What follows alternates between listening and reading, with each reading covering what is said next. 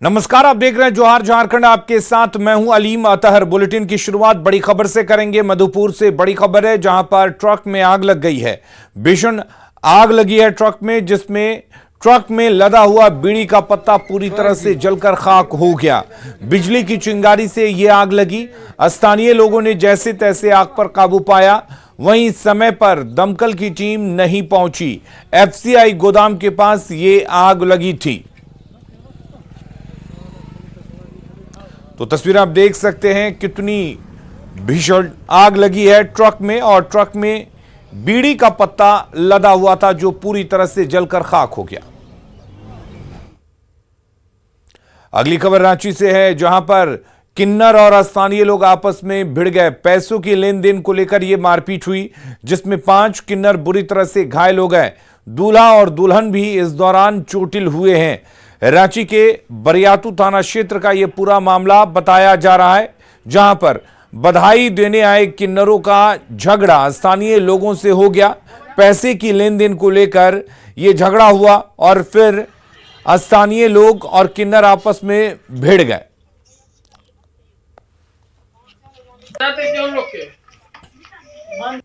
रांची के एदल हातू इलाके में आज किन्नरों के साथ स्थानीय लोगों की झड़प हो गई, जिसमें 5 किन्नर भी घायल हैं तो वहीं कई स्थानीय लोग भी घायल हैं। बताया जा रहा है कि किन्नर जो एक लड़के की शादी थी, उसके बाद वहां पर बधाई मांगने पहुंचे थे, वहीं पर ये पूरी कहानी सुनी हुई, जिसके बाद दोनों पक्षों में झड़प हो गई, जिस वजह से 5 किन्नर जो हैं वो घायल हो गए हैं।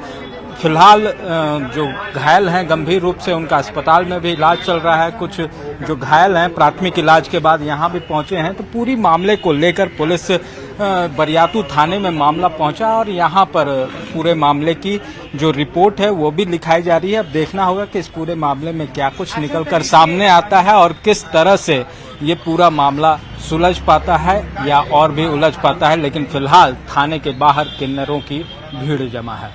कैमरामैन संत के साथ ओम प्रकाश, न्यूज़ 18 रांची। किन्नर गई थी, एक मेरी माँ है, 2 ठो उधर गई हैं हॉस्पिटल में। गए थी हम लोग, तो दरवाजे पर हम लोग ढोलक बजा के नाच रही थी, गा रही थी। अंदर मेरी माँ गई, अंदर मांगने के लिए गई, पैसा खिलाइए दीजिए, बधाई शादी का बेटा का शादी की है, बधाई दीजिए। तो उनका हस्बैंड ने उठा करके उनको पटक दिया इसी पे, मेज पे, बेंच जो होता है उस पर पटक दिया। तो हम लोग गए अंदर कि क्या हो गया। पूरा लड़के लोग मिल करके, मोहल्ले का लड़के लोग, उनके अड़ोस पड़ोस का लड़के लोग मिल करके सारे लोग हम लोग को मारने लगे। हम लोग को मारते लेके गए, उतना दूर मारते लेके गए। हम लोग चुपचाप चली आई। हम लोग पहुंचे वहाँ पर, तो लड़के लोग थे वहाँ पर, 2-4-10 लड़के लोग थे, मारपीट कर रहे थे किन्नरों लोगों से। बाद में हम लोग पीछे से गई तो हम लोग छुड़ाने में लगी, तो हमको भी चोट लगा। और 2-3 लड़का बोल रहे थे लोग कि हम लोग मर्डर करते रहते हैं, पिस्तौल चलाते रहते हैं, तुम लोग भी हम लोग गोली मार देंगे, बस्ती में नहीं आने देंगे, हम लोग पिस्तौल हम लोग घर में रखा है, हम लोग मार देंगे। जो लड़का का शादी हुआ वो बोल रहा था हम गोली मार देंगे, पेट्रोल छींटकर जला देंगे। ठीक है, बाद में मैं अच्छे से बातचीत करी तो इतनी बात में कहने से सब लोग निकल के आए हैं। मारपीट हम लोगों से करने लगे हैं। जो मारपीट हम लोगों से करने लगे तो हम लोग छोड़ छाड़ के चले आए। 1 रुपया भी हमने लोगों ने कोई डिमांड नहीं किया था, ना हमने लोग पैसा के बारे में कोई बात किया था। खाली इन लोगों ने जबरदस्ती का मारपीट किया, झूठा अंजाम लगाया है कि पैसा मांग रहे थे, कि आरोप लगा रहे हैं, फलाना है ढिकाना। चतरा के दुर्दांत नक्सली कमलेश यादव ने प्रशासन के सामने हथियार डाल दिया। चतरा के डीसी अबू इमरान, एसपी राकेश रंजन और सीआरपीएफ के कमांडेंट मनोज कुमार के सामने कमलेश यादव ने नक्सली संगठन छोड़कर मुख्य धारा में लौटने का ऐलान किया। आत्मसमर्पण नीति के तहत उसे 1 लाख रुपए का चेक सौंपा गया। पिछले 8 साल से चतरा के साथ साथ पलामू और लातेहार समेत बिहार के कई इलाकों में बड़ी वारदातों को अंजाम दे चुका कमलेश यादव सैक सदस्य गौतम पासवान और मनोहर गंजू दस्ते का एरिया कमांडर रह चुका है।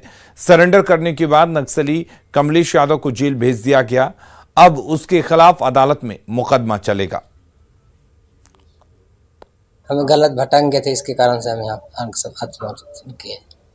अपने दूसरे साथियों के लिए क्या संदेश देना चाहेंगे? दूसरा साथियों के हमारा साथी जो भी इतना दिन से भटक रहे हैं वो आकर के सरकार के द्वारा ये जो सिलेंडर पॉलिसी चल रहा है उसका आकर के अपना लाभ फायदा उठाएं। जिस रास्ते पे आप भटके हुए हैं, जो आप जंगल जंगल भटक रहे हैं, उसमें कुछ भी नहीं रखा है, तथा उसमें आपके पास गोली खाने के अलावा कोई और चारा नहीं बचा हुआ है। यह सही समय है। सरकार भी ये चाहती है कि नक्सली आत्मसमर्पण करें। आप लोग सभी इस मौके का फायदा उठाएं। कोई भी जो दिग्भ्रमित होकर के, पथभ्रष्ट होकर के, या किसी प्रोपेगेंडा या किसी और चीज से मुतासिर होकर के प्रतिबंधित संगठनों में जुड़े हुए हैं या सक्रिय हैं, तो उनसे मेरा यही अनुरोध रहेगा कि वो सब जो है मुख्य धारा से जुड़े। राज्य सरकार, भारत सरकार सभी आपके साथ है। रांची के सुखदेव नगर में हुई 10 लाख की रंगदारी मामले में पुलिस ने 2 लोगों को गिरफ्तार किया है। सुखदेव नगर थाना के छोटा बाबू के नाम पर पहले जमीन कारोबारी को धमकाया गया, फिर रंगदारी मांगी गई। गिरफ्तार आरोपियों का पूर्व में आपराधिक इतिहास भी रहा है। आरोपियों के पास से मोबाइल फोन भी बरामद हुआ है, जिसका इस्तेमाल रंगदारी मांगने में किया गया था। केशव सिंह और ऋतिक यादव जो लोकल ही इसी क्षेत्र के रहने वाले हैं, उनको डिटेन किया गया है। उनके पास ये देख रहे हैं एंड्रॉयड फोन है 3, उसी में वो चैटिंग भी जो किया हुआ, जो 10 लाख रुपया मांगा गया है, वो मिला भी है, उसको जब्त किया गया। स्थानीय लोगों का काफ़ी सहयोग मिला इसमें, क्योंकि ये शातिर लोग हैं, इसके पहले भी जेल जा चुके हैं और भय पैदा करके भयादोहन ये करना चाह रहे थे। धनबाद नगर निगम ने सड़क किनारे फुटपाथ पर अवैध अतिक्रमण हटाया। सदर थाना क्षेत्र के बेकार बांध पॉलिटेक्निक रोड स्थित सड़क के दोनों किनारे सालों से काबिज अतिक्रमणकारियों को हटाया गया। इस दौरान लोगों ने निगम की कार्यशैली पर विरोध भी जताया। हालांकि शहर के कुछ लोग निगम की इस कार्रवाई की प्रशंसा भी कर रहे हैं। दरअसल अतिक्रमणकारियों की वजह से सड़क संकरी होती जा रही है और यातायात व्यवस्था प्रभावित होती है। नगर निगम आयुक्त सत्येंद्र कुमार ने कहा कि फुटपाथ में लगातार दुकानें खोली जा रही थी। यह अभियान लगातार चलता रहेगा।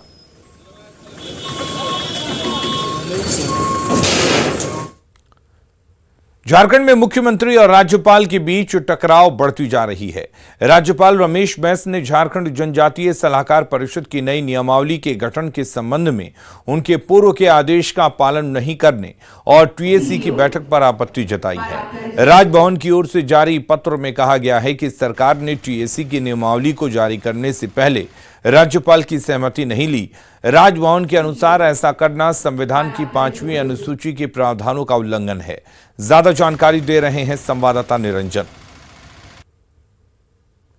माननीय राज्यपाल और राज्य सरकार के बीच जो आज संवाद की कमी है, ये अच्छी बात नहीं है। संविधान निर्माताओं ने ऐसा कभी सोचा भी नहीं होगा। इस तरह की भी स्थिति उत्पन्न हो सकती है। टीएसी की जो बैठक हुई वो राज्य सरकार का मामला है। जनता ने भारतीय जनता पार्टी की सरकार को नकार दिया। अब यूपीए महागठबंधन की सरकार बनी है, पूर्ण बहुमत की सरकार है, तो हमें लगता है कि जो सरकार निर्णय लेगी राज्य हित में निर्णय ले रही है। इसी को लेकर एक बार फिर राजभवन और सरकार आमने सामने है। पिछले 19 नवंबर को मुख्यमंत्री हेमंत सोरेन ने प्रोजेक्ट भवन में इसको लेकर के एक बैठक बुलाई थी। उसको लेकर के राजभवन को आपत्ति है। राजभवन को इन बिंदुओं पर जता चुका है एतराज। झारखंड सरकार द्वारा टीएसी को तैयार और अनुसूचित करते समय राज्यपाल के साथ किसी भी प्रकार का परामर्श नहीं किया गया। राज्यपाल 5वीं अनुसूची के तहत कार्यों के प्रदर्शन और शक्तियों के प्रयोग में राज्य के मंत्री परिषद की सहायता और सलाह से के लिए बाध्य नहीं है। राज्यपाल के पास 5वीं अनुसूची के तहत अनुसूचित क्षेत्रों और अनुसूचित जनजातियों के प्रशासन और नियंत्रण के संबंध में विवेकाधीन शक्तियां हैं। लेकिन जिस तरह से तत्कालीन राज्यपाल द्रौपदी मुर्मू भी इस टीएसी को लेकर के आपत्ति जताई थी, निश्चित तौर पर अब एक बार फिर सरकार और राजभवन आमने सामने है। अब देखना यह है कि टीएसी को लेकर के सरकार क्या रुख अपनाती है, आने वाला ही वक्त तय करेगा। रांची से निरंजन। साहिबगंज में विधायक लोबीन हेम्ब्रम ने तालझारी प्रखंड सभागार में झारखंड मुक्ति मोर्चा के कार्यकर्ताओं के साथ समीक्षा बैठक की। बैठक में विधायक लोबीन हेम्ब्रम ने कार्यकर्ताओं से कहा कि सरकार की अनेक जनहितकारी योजनाएं संचालित हैं। कार्यकर्ता लोगों के बीच पहुंचकर योजनाओं की जानकारी दें और पीड़ितों की समस्याओं का समाधान कराएं।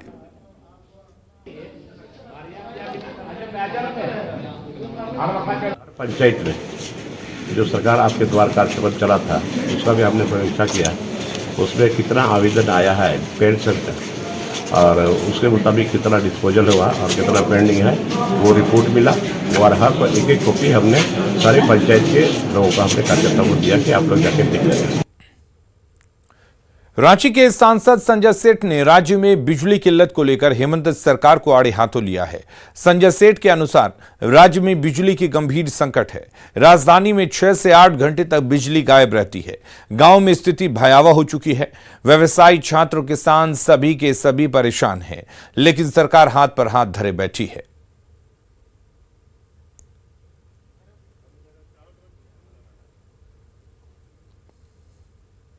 सूबे की राजधानी राजधानी में 6-6 घंटे 8-8 घंटे लाइट नहीं रहती। कभी कभी तो रात को कटती, सुबह लाइट आती है। और ये आजकल की बात नहीं है, पिछले लगभग 2.5 से 3 महीने से चल रहा है। और इन 2.5 से 3 महीनों के अंदर जब शहर में बिजली नहीं, गांव टोला में बिजली नहीं, गांव की स्थिति, ग्रामीण इलाकों की स्थिति तो और भयावह है।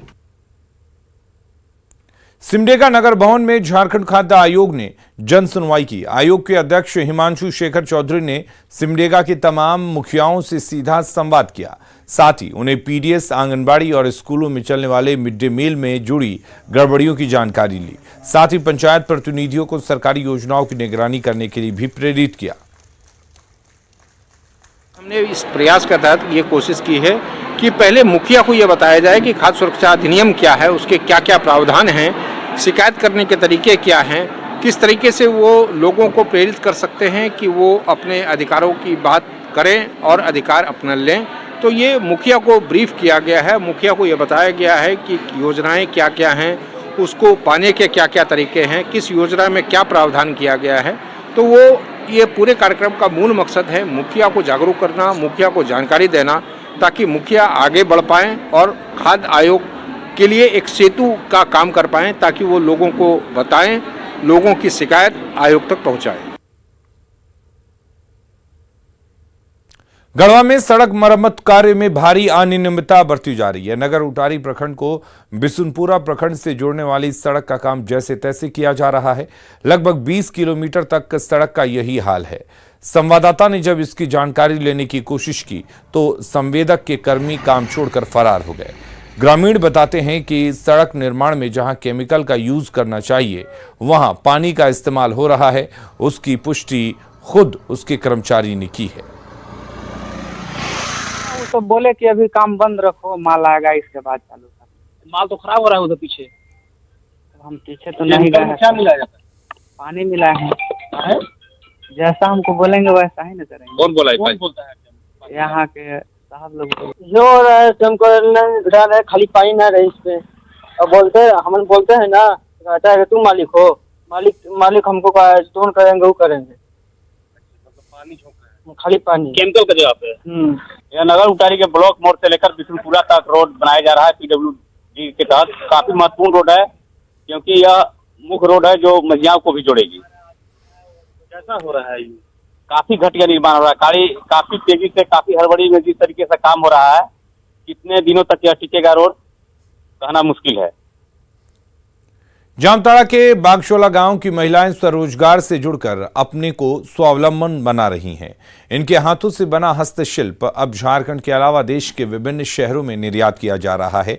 इसके लिए कुंडहित बीडीओ ने महिलाओं और युवतियों की हौसला अफजाई की। समन इंटरप्राइज में हम काम कराते हैं। यहाँ पर जितना भी रॉ मटेरियल है वो पूरा तमिलनाडु, दिल्ली, कलकत्ता सब जगह से आता है। और ये पूरा यहाँ पर जितना भी महिला है उसको काम सिखाकर पूरा बना के उसके बाद ये फिर पूरा ऑल ओवर साउथ में जितना भी स्टेट है उसमें सेल करते हैं। वास्तव में यहाँ जो ये लोग बनाते हैं इनका हाथ का हुनर से नहीं लगता है कि यहाँ इस जगह ये बनता है। इन लोगों ने एक हमको ये गिफ्ट भी किया है और ये कभी कतई नहीं लगता है, अभी भी मेरे हाथ पे है, लेकिन विश्वास नहीं होता है कि ये लोग बनाए हैं। अब ये लोग बनाए हैं तो हमको विश्वास करना ही होगा, क्योंकि हमने देखा है बनते हुए भी बनाते हुए भी। तो इसमें जहाँ तक इसका जो संचालक है, मैं इनकी दाद देता हूँ कि इन्होंने बहुत मेहनत किया है और इस डिज़ाइन को साउथ से लेकर के यहाँ पर लाए हैं। और इसमें बड़ी बात है कि यहाँ 45 महिलाओं को इन्होंने जोड़ा है। गोड्डा में राज्य भर के स्कूली बच्चों के लिए खेलो इंडिया प्रतियोगिता का आयोजन किया गया है, लेकिन इस पूरे प्रतियोगिता में जिन खेलों को प्रमुखता से रखा गया था उन खेलों के लिए खिलाड़ी ही नहीं मिले। पूरे प्रतियोगिता में कुश्ती, तीरंदाजी और हॉकी जैसे खेलों से एक भी बच्चे नहीं पहुंचे। पूछे जाने पर कई स्कूलों के बच्चों ने कहा कि स्कूल में संसाधन की कमी है, स्कूल में कभी कुश्ती और हॉकी जैसे खेल हुए ही नहीं तो प्रतियोगिता तक कैसे पहुंचे। इन शिकायत को लेकर जब स्कूल के स्पोर्ट्स टीचर से पूछा गया तो उन्होंने कहा कि स्कूलों के पास मैदान ही नहीं है कि बच्चे खेल पाए। साथ ही साथ ये कुछ ऐसे खेल हैं जिसमें स्पेशलिस्ट और संसाधन की जरूरत है, लेकिन किसी स्कूल के पास ये इंतजाम नहीं है तो आखिर बच्चे कैसे खेलें। खेल के मैदान से और अधिक जानकारी दे रहे हैं संवाददाता गौरव झा। तो आप लोग शौचालय वगैरह टॉयलेट कहाँ जा रहे थे? बाहर वाले में जी। वहाँ पैसा लग रहा था जी। कौन दिया, आप दिए सर दिए? सर दिए। साफ सफाई था वहाँ? जी सर, स्मेल दे रहा है। बहुत जोर कल हाँ बहुत जोर कन्या हो। तो उसमें स्कूल में मैदान वगैरह है? नहीं है। प्रैक्टिस कहाँ करते हो? वो इधर आता है हाई स्कूल। तो मतलब रोज प्रैक्टिस नहीं कर पाते स्कूल में? नहीं सर। उसीलिए यहाँ फिर हार जाते हो? जी हाँ सर। हमारे यहाँ सिर्फ एथलीट और टीम इवेंट में जैसे football, volleyball, kho kho, hockey वगैरह नहीं हो पाने का, कुश्ती नहीं हो पाने का क्या कारण रह जाता है? हमारे पास उस तरह का किट्स नहीं है, संसाधन की कमी। जी, संसाधन की कमी है। दूसरी बात हमारे फील्ड भी उस लायक नहीं है, इस वजह से नहीं। हाँ जी। और कुश्ती और कबड्डी तो जा रही है। कुश्ती हो गया और आपका तीरंदाजी नहीं है, उसके लिए साधन। हमारी कुश्ती में जितनी भी बालिका पहलवान है या महिला पहलवान है वो सारी कस्तूरबा गांधी आवासीय बालिका विद्यालय से ही हैं। और ये उन्हीं लोगों स्तर पर प्रचार प्रसार में कहीं कमी रह गई। देखते हैं 2020।